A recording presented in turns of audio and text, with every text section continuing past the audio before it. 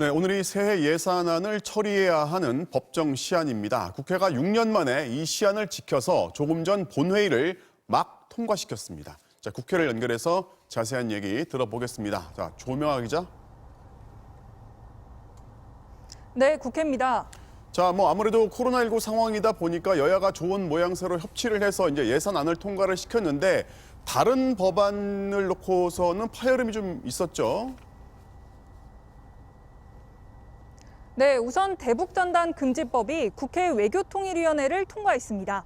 군사분계선 일대에서 전단 살포 같은 남북합의서 위반 행위를 하면 최대 3년 이하의 징역 등에 처하는 내용인데요.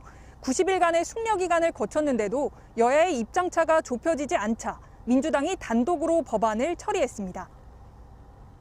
이 김여정 북한 노동당 제1부부장이 이 대북전단을 비난하고 엄포를 놓지 않았다면 과연 우리가 대북전단 살포 금지법을 만들었겠습니까? 대규모 살포됐을 때 북한이 도발했을 때 단 한 명의 우리 국민들과 도민들이 안전의 위협을 느끼고 또 다치든지 사망했을 경우에 누가 책임을 지겠습니까?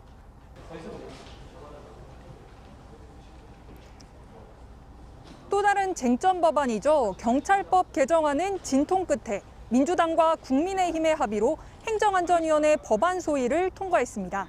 국정원 대공수사권 폐지와 검경 수사권 조정으로 경찰에 이관되는 수사를 신설되는 국가수사본부에 맡기고 생활안전과 경비 등 자치경찰 업무는 시도자치경찰위원회가 지휘 감독하도록 하는 내용입니다. 즉 경찰 업무를 국가경찰과 자치경찰로 나눈다는 건데 이 법을 두고는 정의당이 경찰 비대화가 해소되지 않았다며 반발하고 있습니다.